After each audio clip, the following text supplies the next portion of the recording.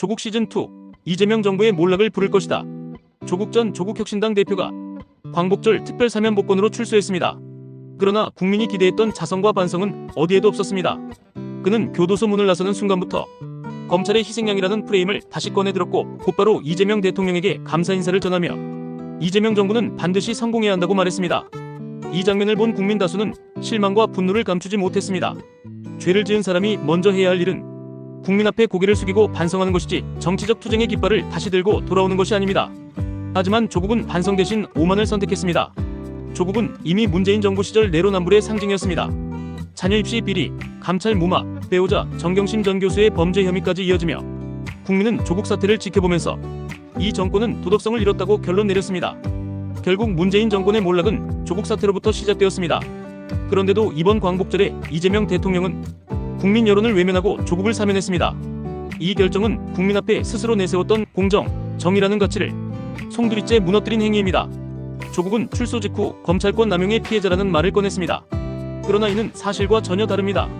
검찰은 법과 증거에 따라 수사했고 법원은 그 결과를 토대로 유죄를 선고했습니다. 이는 조국이 누명을 쓴 것이 아니라 그동안 꽁꽁 숨겨왔던 죄가 드러난 것일 뿐입니다. 대한민국의 사법 시스템이 정상적으로 작동한 결과입니다. 그럼에도 불구하고 조국은 피해자 코스프레를 하며 스스로를 정의의 상징으로 포장하려 하고 있습니다. 국민을 기만하는 행태입니다. 더 심각한 문제는 조국이 출소 직후 올린 SNS 활동입니다. 그는 가족과 함께 식사하는 영상을 올리며 자유의 기쁨을 자축했습니다.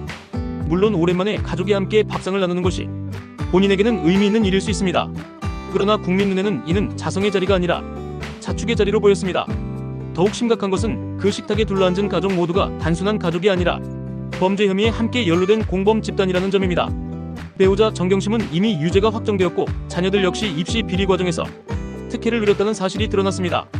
국민이 보기에는 죄를 함께 지은 집단이 모여 웃으며 식사하는 모습일 뿐입니다. 이는 국민의 상처에 소금을 뿌리는 행위이자 부끄러움조차 모르는 오만의 상징입니다. 국민 앞에 사과와 반성은커녕 억울한 옥살이를 하고 돌아온 듯 스스로를 영웅시하는 태도는 뻔뻔함의 극치입니다. 조국은 또다시 정치 전면에 나설 의지를 드러냈습니다. 그는 극우 정당 국민의힘을 심판하고 민주진보 진영의 연대를 강화하겠다고 했습니다. 이 말은 곧 자신이 다시 선거판에 뛰어들겠다는 선언과 다름없습니다. 부산시장, 서울시장, 국회의원 보궐선거 등 다양한 출마 가능성이 거론되는 것도 같은 맥락입니다. 그러나 국민들이 보기에는 그의 귀환이 민주주의의 승리가 아니라 내로남불 정치의 귀환일 뿐입니다. 이재명 정부는 이번 사면으로 스스로 도덕성을 걷어찼습니다. 이 대통령은 정치 보복은 없다, 공정한 나라를 만들겠다고 외쳤습니다. 하지만 정작 본인은 내편 감싸기에 급급했습니다. 문재인 전 대통령조차 사면을 망설였던 조국과 정경심을 풀어준 것은 결국 조직의 의리를 지키기 위함이었습니다.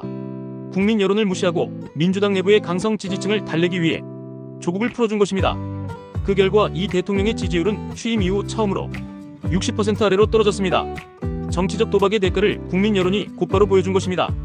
더 큰 문제는 이재명 정부가 윤미향 전 의원까지 사면했다는 점입니다. 위안부 피해자 후원금을 횡령한 혐의로 유죄가 확정된 인물입니다. 그녀를 사면한다는 것은 피해자 할머니들과 국민을 두 번 죽이는 행위입니다. 이재명 대통령은 이번 사면으로 공정과 정의를 잃었을 뿐만 아니라 최소한의 도덕성마저 내던졌습니다. 결국 이번 사면은 조국 시즌2의 시작입니다.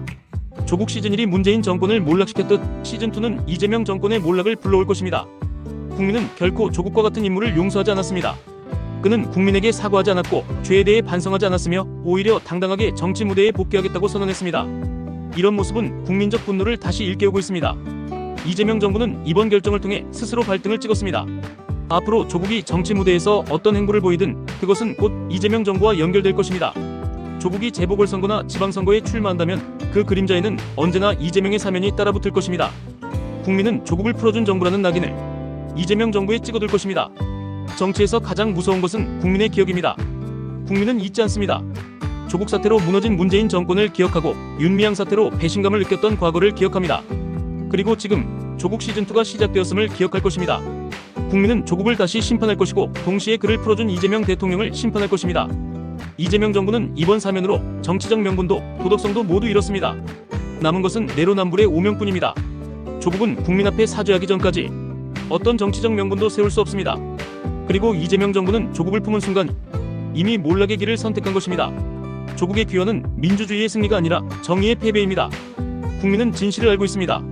검찰은 누명을 씌운 것이 아니라 진실을 밝혔습니다. 조국은 피해자가 아니라 범죄자였습니다. 그리고 그의 가족 역시 공범이었습니다.